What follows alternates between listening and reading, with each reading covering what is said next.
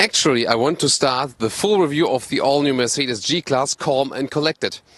But then I saw this.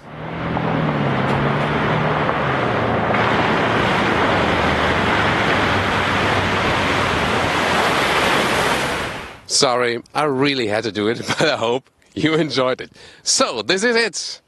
The G500 and the G63, because we asked you before, which version of the all-new Mercedes G-Class do you want to see? And, well, a lot of you guys said this one, a lot of you guys said that one, and I said, well, then we have to do both. In exterior, interior, and the driving experience, on-road and off-road.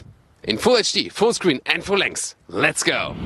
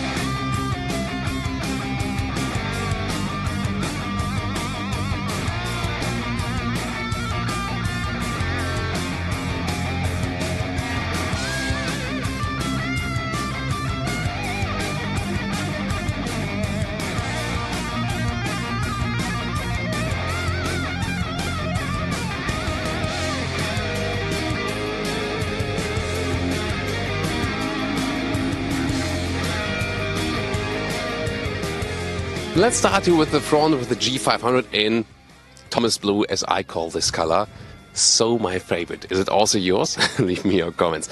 Well, they have definitely kept this characteristic shape of the G-Class. Yes, it is a little bit more round than before in some elements, but in the very front, still this very massive front grille. You can also now have this full LED headlamps, and the turning indicator lamps, they have remained the same, but they stand out right here, also one of the key elements of the G-Class. Interesting is, usually manufacturers say, oh, we have all new, but in reality it's just a facelift. Here it's the other way around. So many parts of this car are really new, but then for the officials, you know, for regulations and stuff, they say, oh, you know, just a product update, because then they could keep this front, which is basically catastrophic for pedestrian safety. But if they would have registered that as an all-new vehicle now, probably regulations would have said, no, sorry, that's not allowed. Interesting background fact here for you. Let's check out how the G63 looks in the front. The G-Class is built by Magna Steyr in Austria, so they are doing it for Mercedes. It's the same with the predecessor. Here now with the new generation, 55% stiffer chassis, both for G500 and G63, and 170 kilograms of weight savings, because the front hood, for example, the mud guards and also the doors are from aluminum.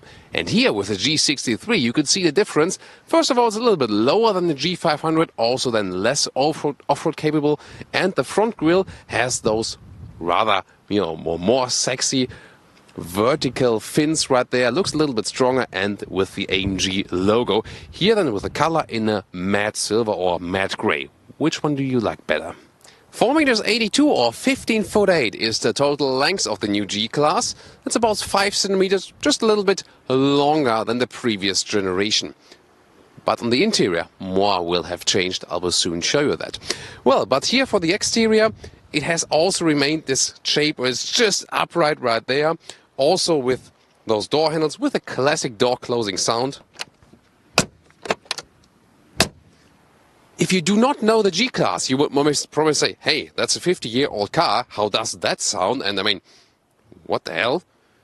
But that's the sound that true G-Class customer really want to have, otherwise they probably would not buy the car anymore. What has changed, that you have the side mirror caps here, they are now round. It does not fit the vehicle very well, but probably it is better also, you know, for the wind features and for all the technology you have to put inside. If you want the blind spot monitor and so on, you also have to store some electronics in there. 20-inch rims we have mounted here, pretty massive in a two-color scheme already. And then some chrome at the lower step here. You can step on the car pretty easily like this. Yeah. That is, those details are really fun with this vehicle for sure. To the rear, where you also have the same door closing sound. Here we go. And then this broad shoulder line, a little bit more inward in this case. This will cost us some trunk space on the interior. I will soon show you that. But definitely overall, square dimensions, that's what the G-Class is for, definitely. So we got some off-road dish surrounding here already for you. And talking about that, well, 27 centimeters of ground clearance for the G500. And also the approaching angles are quite high. 30 degrees in the front and 31 degrees from the rear, so you can literally get anywhere with this vehicle. That's still true. The design has just changed a little bit, for example with those tail lights, but overall, again, with the replacement tire over here, that's the reason also why the rear door opens in this side way. We know that from all the cars that have this one applied. Soon we'll also take a look inside how much space you really have.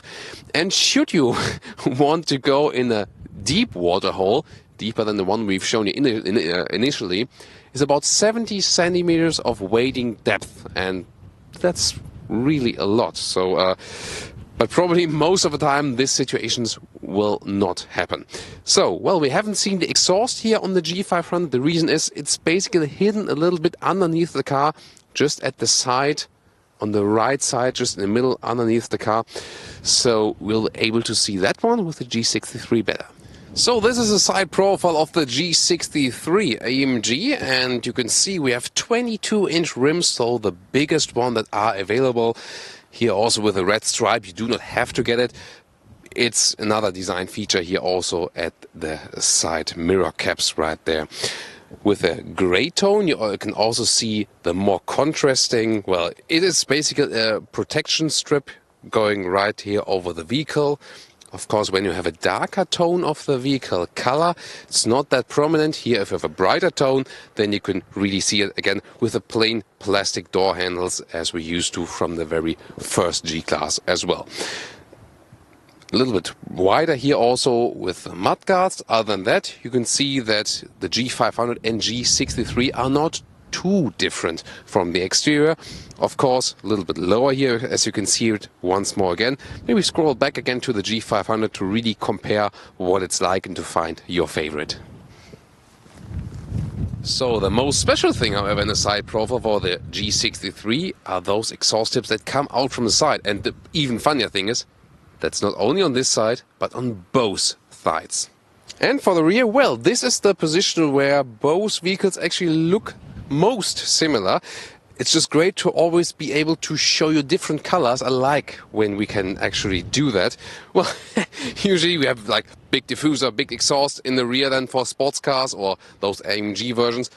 But I've shown you that's happening at the side profile here. And by the way, we're having really a hard time today with a lot of wind and different terrain for the camera position. So if you appreciate our effort to show you both vehicles, actually hit the thumbs up, share the video, tell your friends to watch Autogefühl as well. That's, always helping us, of course, when you are supporting us.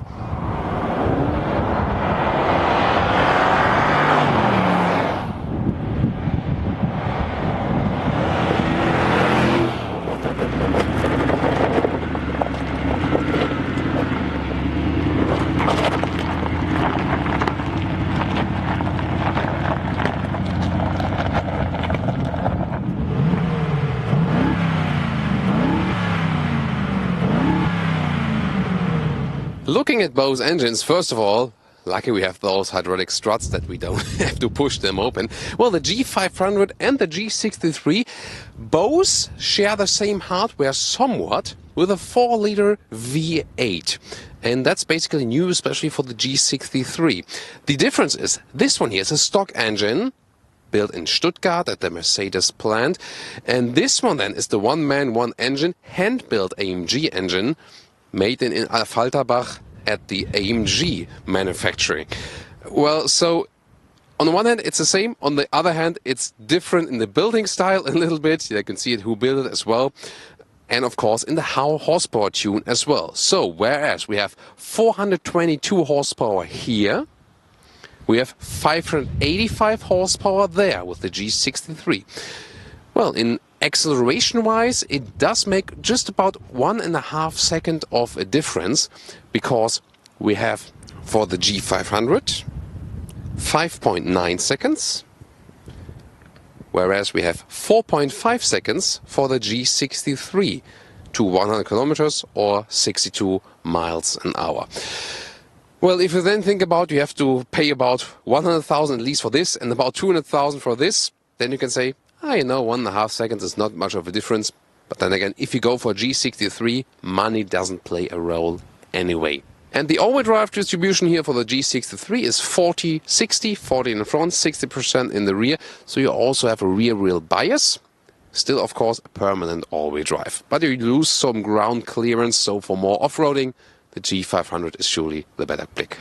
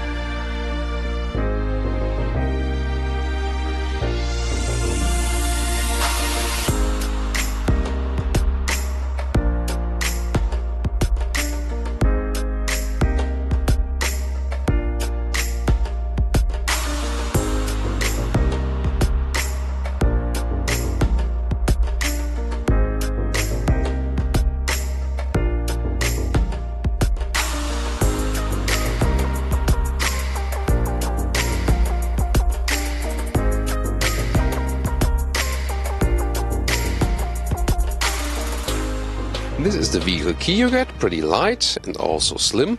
And well, one downside of those classic doors are sometimes you say they're closed and then they may be like this, but you really have to slam them. That's one secret goal here for the G500 both and the G63. So here you are allowed to slam doors. Then inside, this is where the real revolution takes place. Soft touch material on the top part here. Then also a straight horizontal layout here with the optional Burmester sound system. The seat you can control right here. Also for the head restraint, for example. Seat heating available and also seat cooling. And then, wow, here we go. So this has really changed a lot if you compare it to the previous generation. You have this rather sporty steering wheel. The Distronic is now at the steering wheel, the adaptive cruise control. It's not with a separate column right here, but there's a separate column for moving the steering wheel up and down, and also inward and towards you. Then also interesting wrap around the dashboard right there with contrast stitches. All digital instruments. You can also see soon more deals to that. To the seats, this one here, G500 standard seat, but it's already pretty sporty with those side bolsters right there. You can also adjust them if you want so. This one here also with the contrast black and white. Unfortunately, they do not offer yet any alternatives to animal skin. You have to ask for that for an individual program so far. And now getting inside, and it's really interesting because you can step inside really. Well, that is always fun with this vehicle, and this upright seating position is not only SUV-ish, it is really off-road-ish. That means you have even more this style that you are on top of the road, that you are the king. Also looking down on the hood and those turning indicators, pretty interesting. I'm 1.86 m or 6'1", and we have a panoramic roof installed, and I don't even have to talk about headroom here. It's absolutely no problem. Also with the new generation you have more room here in the front, 4 centimeters more legroom, 6 centimeters more of shoulder space. So it's definitely more spacious. I mean, told you earlier, 12 centimeters wider the overall car. Definitely a feeling where you can say, yeah, I could have some longer road trips here. Also from the first seating position, it's actually quite good because it's all upright. If those seats will really give you some that much comfort, we'll test also when we drive the vehicle. Again, as I said earlier, I can also adjust the steering wheel here and then electrically the seat, also with the lower part for the legs if you're a little bit taller. So I think this seating position is also one of the main reasons why people say, let's go for a G-Class. It is somewhat cool and controlled. And here we go with that interior overview, horizontal stress here with the contrast stitches, the panic handle for the co-driver. You need it when driving off-road, for example. It comes pretty handy. Then this modern steering wheel that looks just normal Mercedes passenger car-like. Right side the wheel for the volume, for example. The digital screen goes all the way through. Two big screens that basically form one visual unit. And then with the thumbs you can control the right side here, and with the left thumb you can control the left screen. But it's also still possible to use the central controller here in the lower part, for example. And then in the middle part is also pretty interesting, in the top part for the three differentials, front, rear and the center differential. If you want to use them more off-road driving, then those turbine vents right there. Still classic Mercedes climate unit to control it just manual while driving, analog clock in the lower part, and then two adaptive cup holders. In the lower part you can put the key, and with the armrest here it slides up in a two split, and then you can charge your phone there. Either you just the USB charging function, a normal one, or the connection for the smartphone interface when you want to use Apple CarPlay and stuff. So for the instruments, you can change around the stuff here. You can have GPS view right there, radio, phone function. You can also change to different styles. For example, also to a sportier style like this, or so-called progressive. This one would be my favorite, I think. And digital speed in the middle. But then you can have really a lot of features right there. But if you don't like this fancy stuff, they are still optional. You can still get analog instruments, and for this car maybe it's also more fitting then. So for the right side here, as I said, you can use your thumb, and here also have the function that you use the thumb at the steering wheel and then you can zoom in and out. I like that. It was different with the all-new Mercedes A-Class, for example, but here you also do not have a touchscreen, for example. Also the lower controls still work, and you have the standard menu right there. Here we go. We can also switch it around. Telephone either via Bluetooth or then again with the Apple CarPlay if you put in the cable, and you have this connect function right there, and then you can choose the Apple CarPlay, for example. Rather the classic Mercedes system, great in style. The GPS sometimes misleads us a little bit, so I'm not super happy with it, but overall the system I think offers everything you want to have besides the touchscreen maybe. Light options, for example, you can also switch around the ambient light right there. So many different colors. This is also one thing you can play around with. So the rear passengers, the door doesn't open that wide, but you have the same cool collected style also for the rear seats. And when we get inside, it's always good to use the handles here on the top part as well, and the lower footstep. And now 15 centimeters more legroom than in the previous generation. So even if the tall driver, as me, are driving in the front, you're actually quite okay with the legroom. So it's still not a good package. We have way smaller cars that have the same legroom, so they do not use the room you have very well. But a big step forward if you compare it to the previous generation. Now we can comfortably sit here also with 4 adults. Headroom-wise in the rear is actually, I won't have to talk about that either. So, well, the rear bench part goes a little bit backwards, but overall it's pretty cool to sit here in the rear too, because you also sit so upright. You can also change the rear part of the seat to be more upright or to be more in a sleeping position. And very interesting, I'm so sorry I missed that one at the G63 world premiere in Geneva. Well, yeah, I'm not perfect either. So, well, that was closing opening the car because I had the key in my pocket. Interesting. So if you now pull this strap here in the lower part, here at the side, I really want to do it from here now, because then you can actually see that. Usually you would do it from the position you are standing now, but then I would be blocking the view for you. So here we go, and then we can fold up the lower part, and then when we flip this one here, also move down the head restraints, And yes, I'm using this microphone here because it gives you better sound quality and it's very windy outside. But you can hear that now with this superb microphone then. Harder for me then, but it's not depending on what's hard for me. It's what's better for you. So, for all flat then here from the rear bench. That comes quite handy, and we'll also take a look how that one looks like from the trunk. So, it opens sideways, as I've told you earlier, and well, to put it through again, you have some hydraulic strut, but you do need some power also for the other doors. When it's then also windy, it sometimes can be a problem if you're not too strong. Then to put a cabin trolley here inside to show how much room we have. And well, actually this is somewhat a disappointment because the car is so big and it's not so much trunk space left here. Not in the length and also not in the width. So you can see, cabin trolley wise, you can fit two next to each other, for example. That's possible. But in length, you know, if you have luggage for two people, that does fit, but you have to work around a little bit then if you want to access one of those. So if you then compare, for example, a Mercedes GLE or a GLS, you're actually easier off trunk-wise than with those standard SUVs, because, you know, this space here, or you do lose that, you do not have that one available. Then there's a small step then. There's, you know, another bag where they have stored some nets. Then you have to step up further to the bench where you can then load things through. Here the top part, you have a cover. You can easily slide it back again if you want. Interior of the G63 AMG with a logo here on the key. The basic key is the same, and you have another AMG logo on the back part.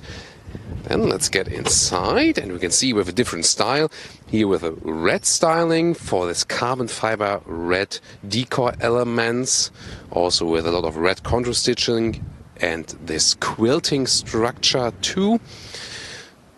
We can find it either at the inside of the doors, right there, this quilted structure, and also on the seats, those sport seats with stronger side support. And well, this structure here, it looks cool, but I can tell you always when I'm sitting on those structures for a longer time, I do not recommend. It's better when you don't have this structure than for the long-term comfort. Steering wheel here, the special AMG steering wheel, perforated sides, flat bottom from the side view already. You can already take a look at the digital instruments from there. We'll soon give you another look from the interior overview. You can see both also again similar, but here a little bit more stressed for the AMG racing style. In the interior overview, we can see that in the G63 we have some changes. Here we have the red racing style, also this carbon red structure we also had at the top of the panic handle. Also with the different steering wheel, with the flat and bottom AMG steering wheel, we've also seen in other vehicles, red contour stitches in 12 o'clock position right here in the top. Also those digital gauges in the front have the AMG style with more information about what's going on in the vehicle. And also with the rear, same styling as in the front, nice AMG entry plates, they're illuminated as well. And when I get in here, it's again the same than in the normal one, same legroom and stuff. So sometimes the sporty AMG versions are less comfortable than the normal ones, but here you cannot necessarily say that. And I mean, you still have this off-road monster here. A little bit less off-roadish for sure in the G63, but if you want to use it more for road driving, it will probably give you some more stability. Will it? I think we should explore that also soon in the driving part. Now to the driving part, G500. We're starting in a little roundabout. Because one of the things they promised with this new generation is that it's more agile to drive, although it still looks this off-roadish. And I think indeed it works. So it feels actually quite sporty, sportier than it looks like. They also fixed the steering, so it's a little bit more progressive, but you've seen in the roundabout, I still do have to steer a lot, and the reason for that is that the off-road character of this vehicle still has, supposed to remain the same somehow. And in off-road vehicles you have to steer a little bit more, that when you're going off-road and something is changing on the surface, the steering wheel is not like turned totally, upside down and maybe your fingers get ripped apart or something. So Yes, it's a little bit more agile to drive, and the steering is a little bit more responsive, but it's not as responsive as in those, for example, Mercedes GLE, big Mercedes SUV. And if you're thinking about going for a standard big Mercedes SUV like a GLE or a GLS, or this one here, the G-Class, I will also give you some hints throughout this driving review of what's really different. You here actually also not only see that the front windscreen is still really upright, and this is creating more wind noise than you would have with a flatter windscreen. The wind noise is a little bit less than in the previous generation. They have also improved the noise insulation. However, you can't just deny the building style of the car. You still hear that. It is somewhat windy today outside, but still we're driving 90 kilometers an hour, and it is more windy just from the noise than you would hear that in a respective SUV from a Mercedes lineup, definitely. However, from the road noise, also from the engine noise, you don't hear too much actually, especially when you're just letting it roll. The one thing that customers of this car appreciate the most is this command driving position, which is even more enhanced than in another normal street style SUV. You really sit, one step further ahead, and the hood is quite low. So considering this is a big car, you can still see very well where the hood is ending because you're really sitting above it.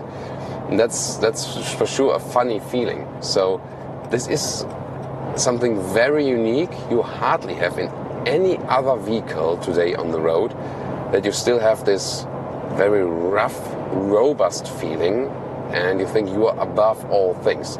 This definitely belongs to the concept of this vehicle.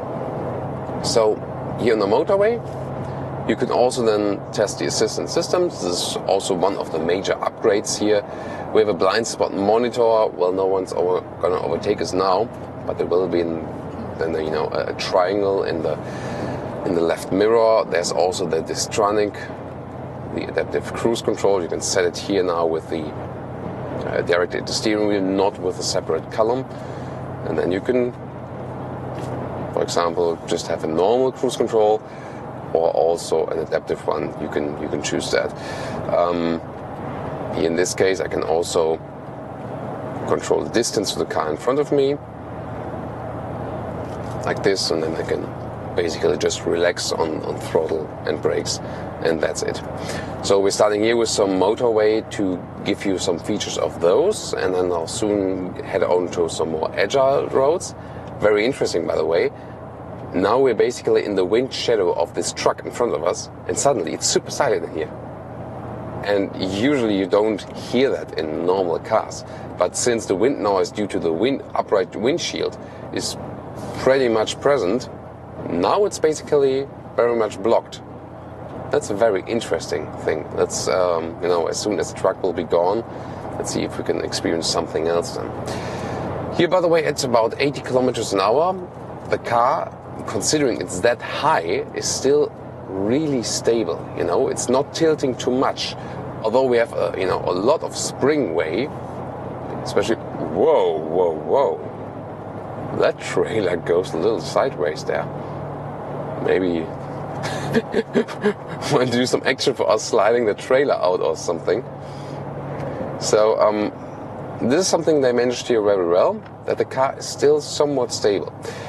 However, if you really steer it up and let it shake, it is still possible. You feel this rather soft off-road suspension, and then the car is going like this. This is somehow fun to drive, and again defining also the character of this vehicle. So let's also see if we can overtake it. We can choose different driving modes.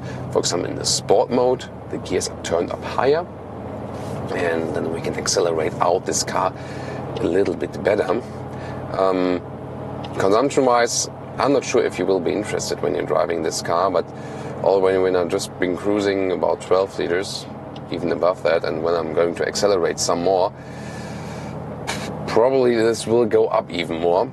Mercedes claims that they have also improved the consumption, but usually that only happens on paper. Yes, the car is a little bit lighter than before in the previous generation. Chassis about 55% stiffer. So you feel that plus of agility, yes, but it will not really improve the consumption. So you have to live with a high consumption when you drive this car, for sure. There is also an eco mode, by the way, where the RPMs go just a little bit lower, for example. Throttle input is being reduced. And also, you know, you can let the car sail. That is possible. You can try it, you know, when you want to save some fuel, but in most cases it won't have such a big effect. Other than that, by the way, the total overview, not only to the front, to the sides, as this car has really those square dimensions, you can really very well see where this car is ending. So this would be one of the big luxury cars where I would say I could also live without 360-degree surround camera and stuff. This would be okay, as you can really see what's happening around the car. That's actually, you know, quite nice and good for this rather old building style. So, sport mode, and let me just slow down just a little bit. We go from, for example, from 40 kilometers an hour. And let's see how this acceleration here turns out, and also what the sound is giving us then here in the G500. So let those vehicles pass, and let's go.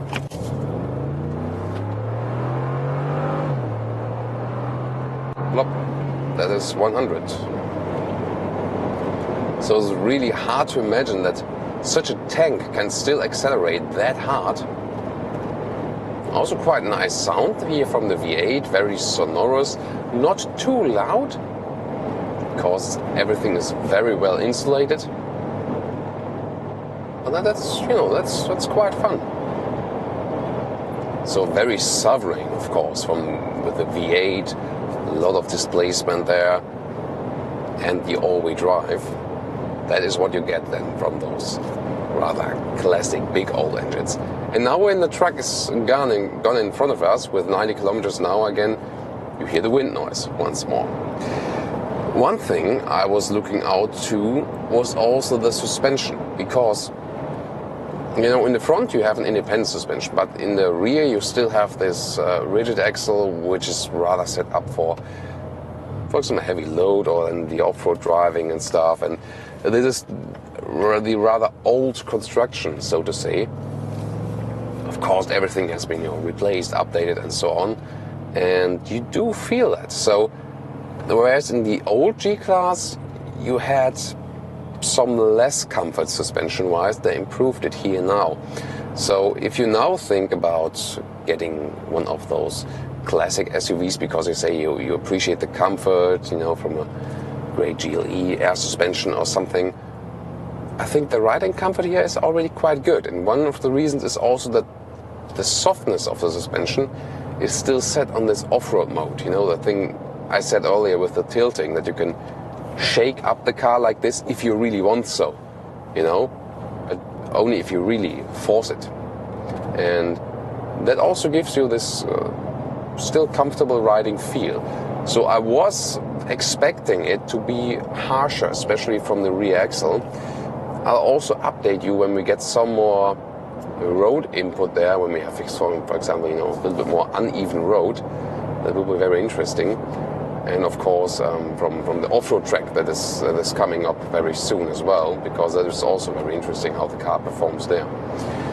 By the way, in the corners, I also get a little bit help from the side bolsters of the seats. We know the system from Mercedes already. When you turn to the right or to the left, and your body's going to the right, for example, the right bolster is being stiffened, that you get held tight in the seat. It's a pretty cool system, especially also for the co-driver, because the co-driver cannot hold on to the steering wheel. So,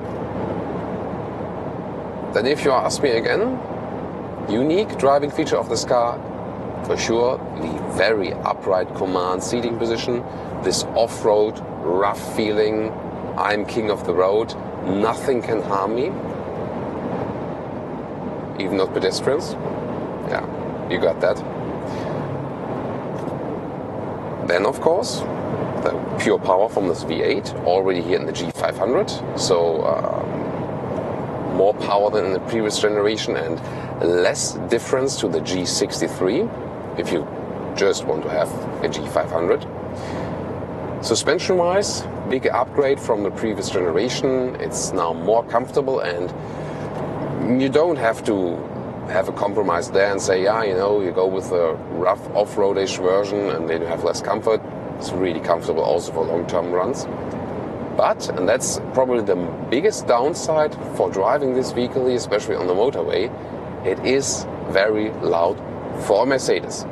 You always have to think about very high level at Mercedes, high level of goodness in the noise insulation, so a low level of noise. And this is actually the biggest difference when you think about driving a GLE or a GLS at 100. You would not feel that at all. And that's just the building style. If you look at it from the outside, say, this very upright windscreen and this boxy style of the car, that is so cool, then you have to live with the rather big noise here, the big wind noise in the interior when you have this motorway driving. That's probably the biggest downside of this car. But the interesting thing is that although it is still this rough off-roader, everything else Mercedes has basically taken care of, that you can still have this, this still the same feeling of driving a 50-year-old car or looking at it. It's like a little bit like driving a vintage car from the feeling, but at the same time, all of the systems here, screens, automatic transmission, which works perfectly, very smooth as well, and all of the commands and driving it, then is like a super modern car. So, and I think this combination is also something where a lot of people look out for, because maybe not everyone wants to drive a vintage car and have repairs all day and stuff, and no assist in the steering wheel. But this one is really a modern vintage car, a vintage car popped up. So style still vintage, but everything else technology-wise really changed. And I think driving again confirms that this is basically an all-new car on the one hand, and the reason they didn't say actually in front of the all the official sites and regulations that it's just an update, was just for the front hood, that they could actually keep that way, as I said earlier. So, and to close up this review with some fun part, let's drive it a little bit more around the corners, because again, this agile part is also one thing they've upgraded pretty much. So, feeling pretty safe, although it's high in the car, and it's actually a very cool cruiser. But again, I would not take it for very high speeds runs. Maybe just for relaxed trips in the countryside, and then maybe a picnic there on the rear trunk or something like that. And probably that's also the reason why you often see this car here in the city, even although it does not really belong in the city.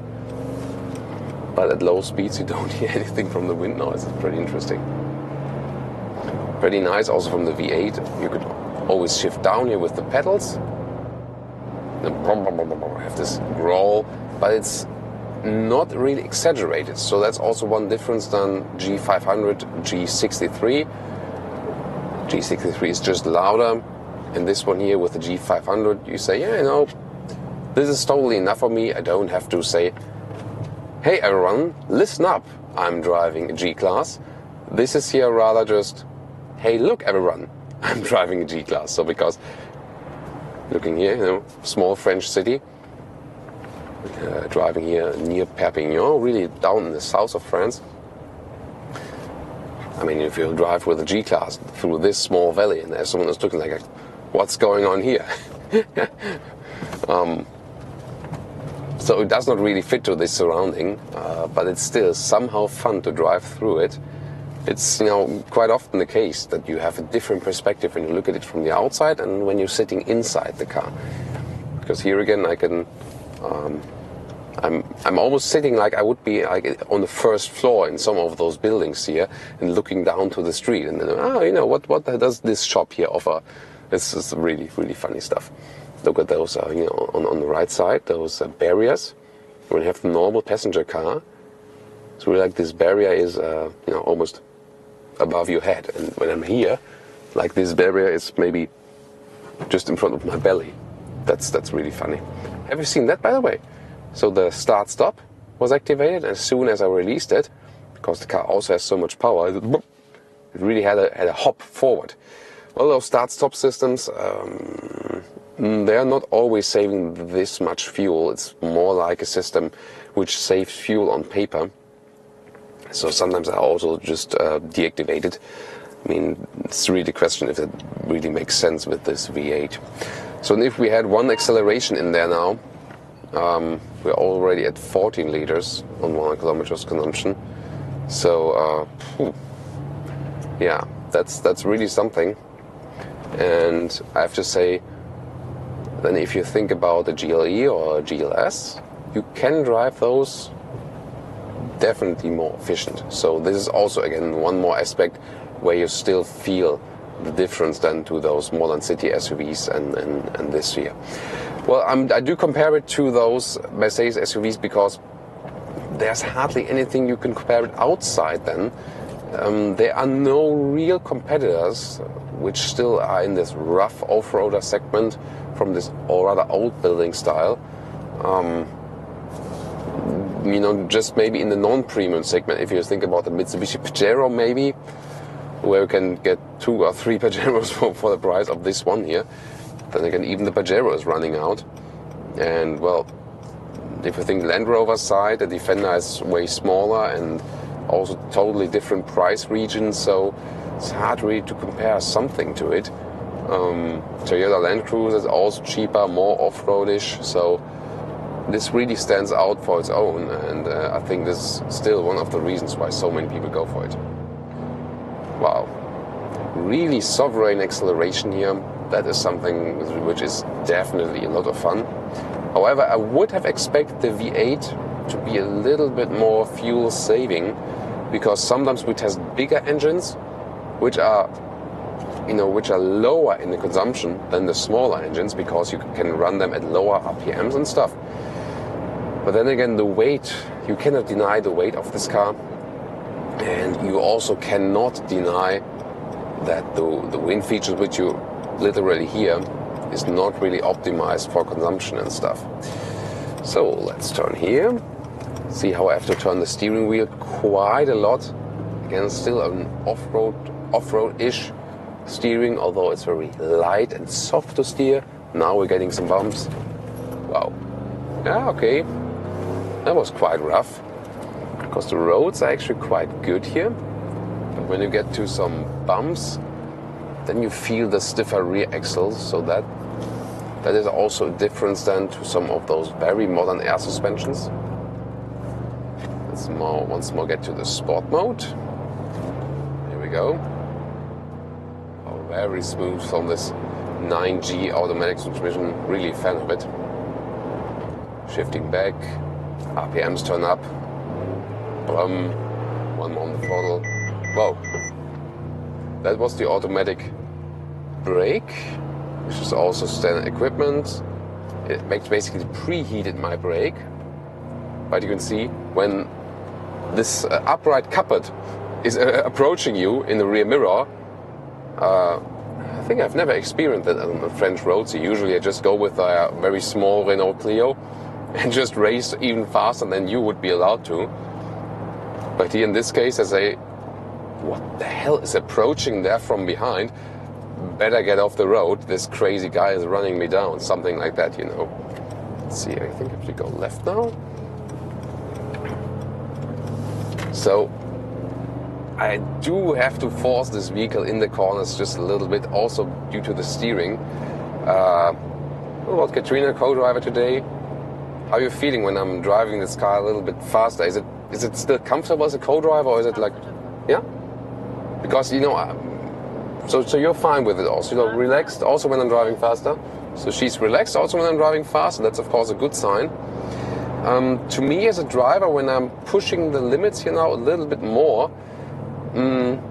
I think the steering could be more progressive. So if you not think about the off-road character of this car and think more in road driving, then it would be better if the steering would help me a little bit more with being more progressive, that I don't have to steer so much.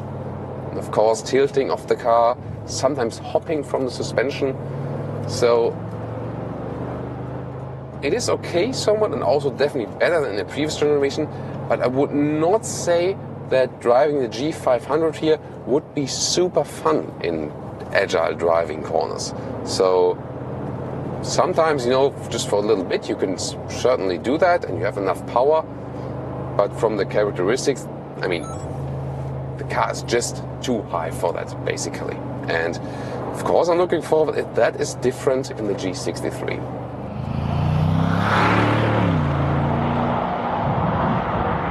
Now to driving the G63 AMG, and just to show you that the rear view camera, by the way, is really cool. You can see it right there, great resolution, and you also have this fake drone view from above on the left hand side, even when someone is walking by.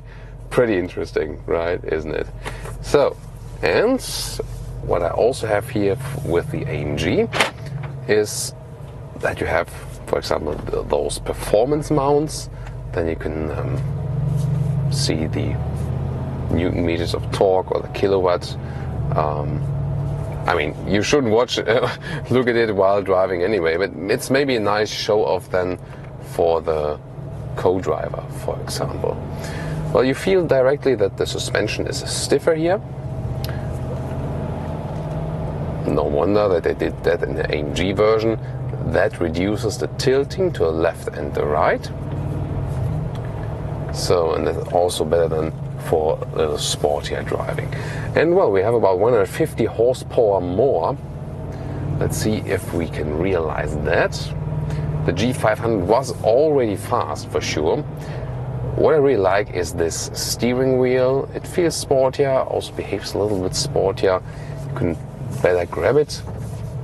Easier also to steer a little bit. So I would actually prefer this steering wheel. And you feel that the characteristic of the engine is also a little bit different. When I'm just in the comfort mode here, it feels a little bit like the other one, the G500, would be in the sport mode. That's pretty interesting. And well, what you can maybe also see on camera is that it's a little bit shakier, maybe because the suspension is stiffer, so when the road is uneven, you also feel it a little bit more. It's not that both vehicles would feel like total different vehicles, but again, the suspension, you can feel it. Also, we have here 22-inch rims instead of 20-inch rims, which we had with the G500, and that's also a difference. You know, when the wheels are bigger, it gets a little stiffer.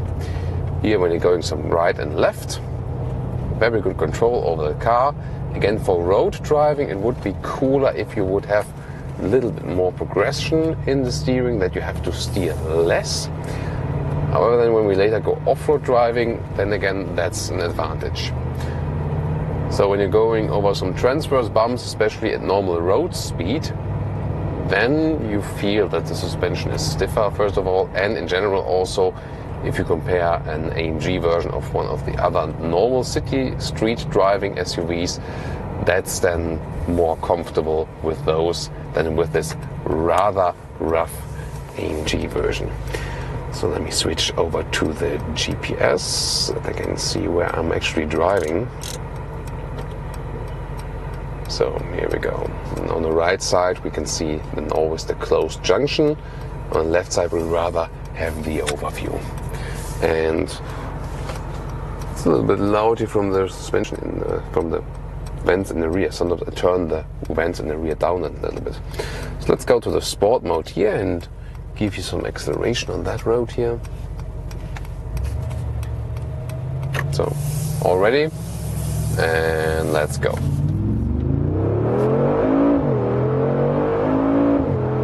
towards 100. Ooh. So that is some difference. I mean, the felt difference is even bigger because of the sound this V8 is giving you. So the AMG sound here is definitely in another league than with the G500. And this 1.5 second that this car is... What the... Yeah, okay, that happened. So this 1.5 second that this car is actually faster than the other one, yeah, you do feel that. Although the other one was already quite fast.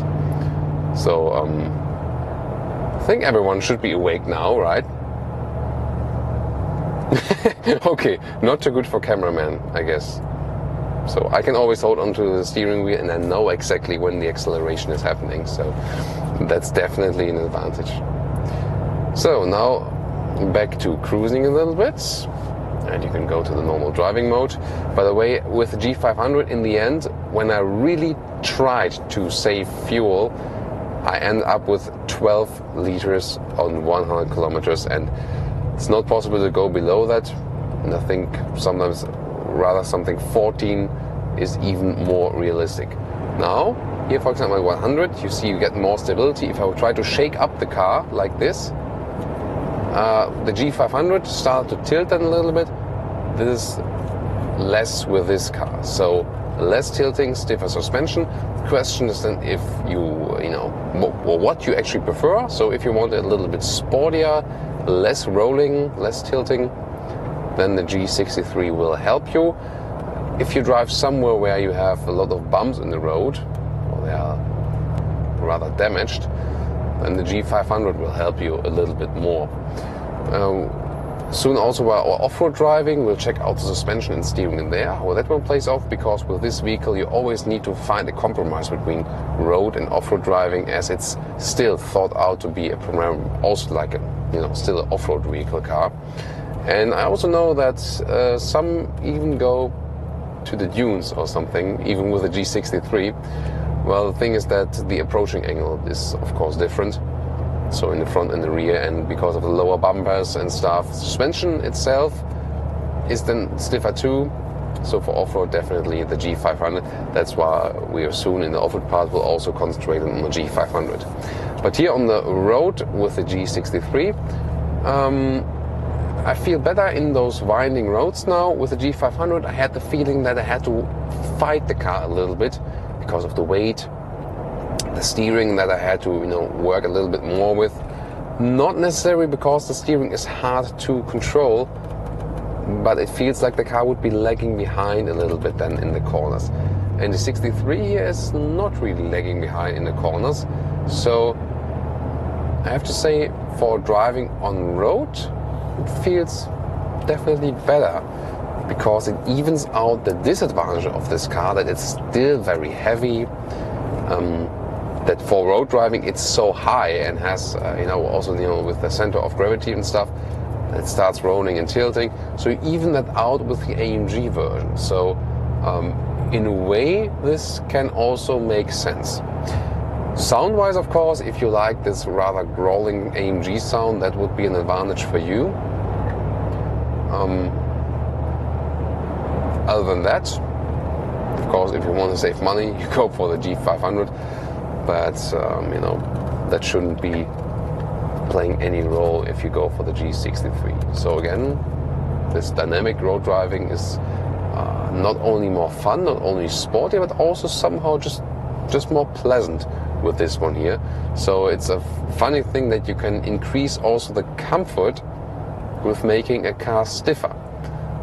That's at least that's how I feel. What's about co-driving? So you prefer the G500? Okay. So obviously for co-driver, the G500 is better because it's softer. Well, I mean, it's always some kind of personal preference, but I mean, AMG vehicles are definitely driver's cars, and probably you also now know why they're called driver's car, because they're better for the driver, not necessarily better for the co-driver. Especially acceleration wise. So always fun to use the shifting pedals here also. click, click, click. So we go right, and we can push the sound a little bit further as well. That's also possible just when you are in the comfort mode and you want to do some overtaking maneuver. Just use the shifting pedal, shift back one gear, and then you have this growling sound again. You remember the pipes, 2 pipes on the right, 2 pipes on the left as well.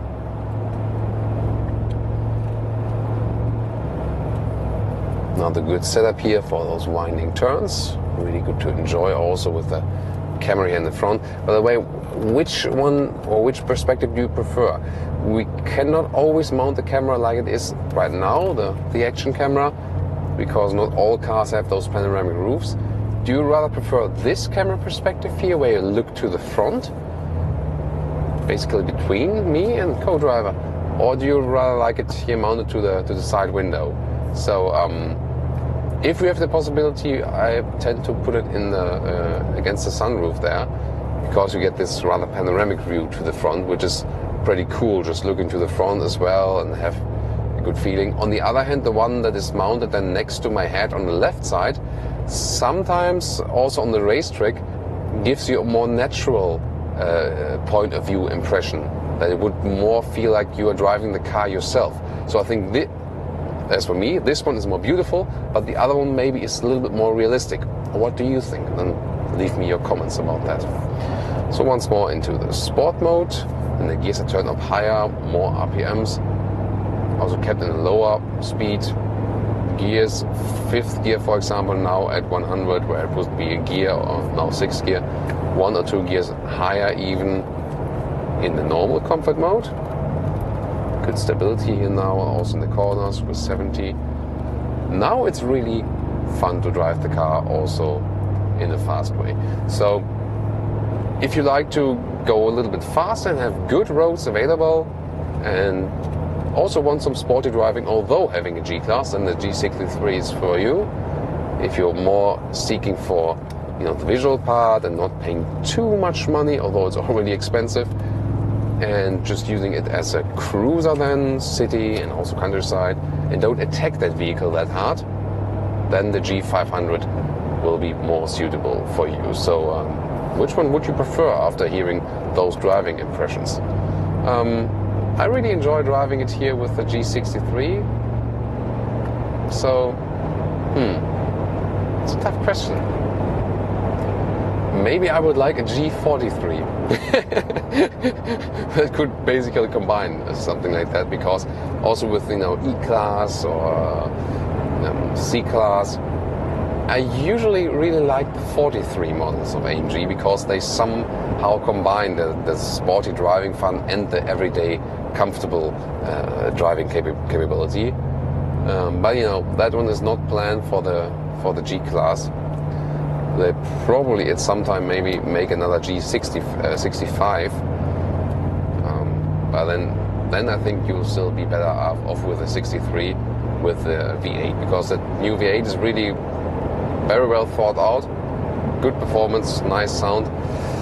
Yeah, just I think about consumption, there's nothing we can really do. And now with some sporty driving here, 24 liters on 100 kilometers. And it was, just one really hard acceleration. Other than that, it was rather flow. So, yeah, there are a lot of performance vehicles out there, and we have been driving a lot of really powerful cars. I think I've never experienced such a high consumption from any vehicle ever.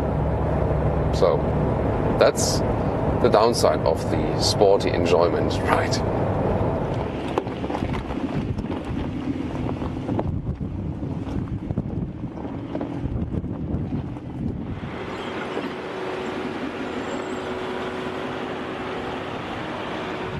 So now time to take this beast off-road. By the way, this is the automatic lock when we start driving, and the doors are locked from the inside.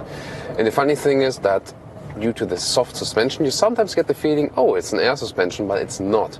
It's really that soft that even if we have this loose gravel here on the ground, it's not getting uncomfortable, and that's really interesting. And of course we have enough ground clearance and the all-wheel drive that we hardly feel any of this slick terrain. This one is now more the gravel roads. We can go a little bit faster there. Just have to watch out and for some bumps in the road. And soon we'll also go to the low range mode that we can go a little bit slower and take some steep uphills. So here we go.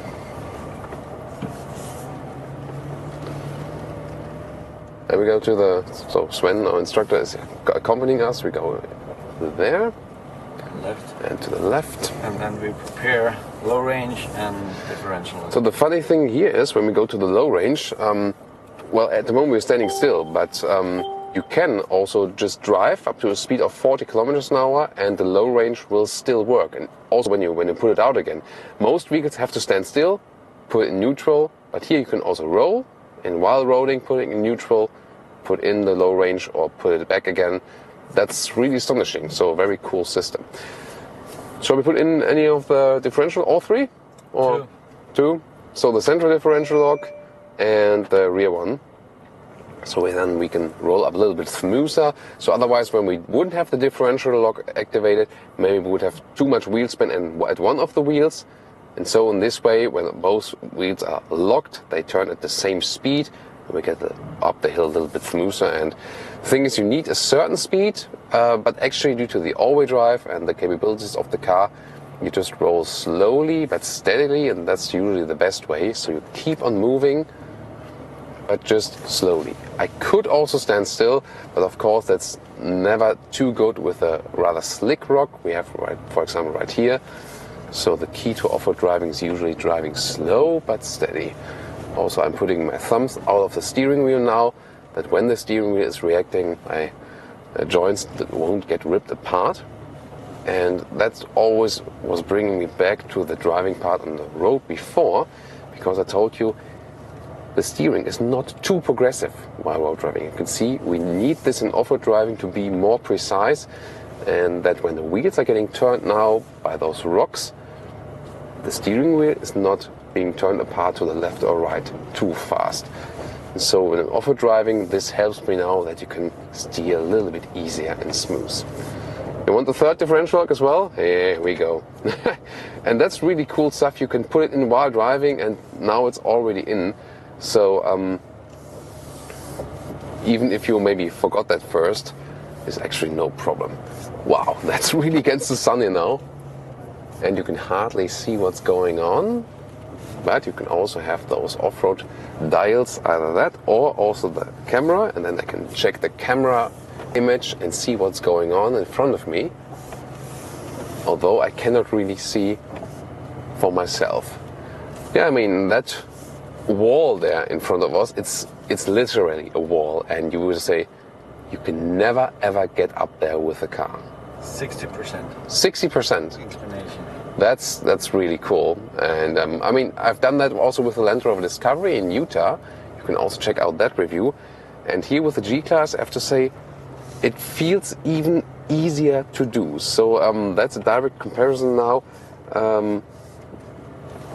It's like nothing. You know, you look at it and you say, there's no way you could ever get up there. And then the car just does it. And I mean, if I really compare it with other off-road vehicles, also maybe some off-road pickups, this one here feels actually the smoothest. You know, the transition, how the car goes up the hill is super soft and smooth. So it's no problem also for the co-drivers. Go straight, right? Yes. Okay. So how you are feeling here, guys? We're with 3 people in here. All comfortable, all good? I am relaxed.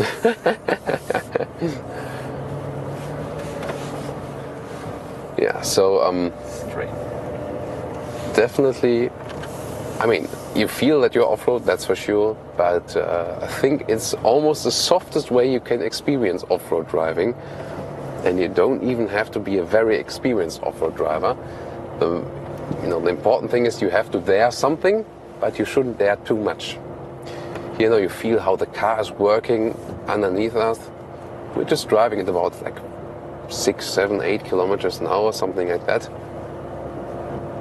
Just the center differential lock is on now and steadily working up the hill. So if you ask me if this new generation is still off-road capable, it surely is. Have you driven the other one as well? Yes, of course, I still do. Here, down there? Yes. Down there.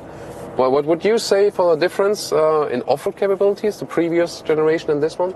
I'm really astonished, but they increase basically everything. The comfort is the most obvious one, and then we have even increased the ground clearance, the angles, and the side inclination is possible up to 35 degrees by now instead of 29, and that's due to the wider construction of the car. Okay, cool. So, and I can just prove it. It's really is even more comfortable when off-road riding. That's also one of the key features. So one interesting thing is here when going downhill, this one here does not have a hill descent control. And you might wonder, how is that possible even? Well, it does work because when we have the low range gear reduction, we can just let it roll. I'm not on the brakes even. I can just let the car roll. And because of the low range gear reduction and just of the engine brake and everything. Stop. Oh. Stop. And now you can reverse. Reverse, okay. And pick up your colleague. I can try that, okay. And that's a reverse. So because all of the engine brake and stuff and differentials, the mechanical friction is that high that we do not need an electronic hill descent control. And indeed it works. And you can see even when we're going that hill down, we can just reverse and go up the hill in a reverse gear and just do it once more.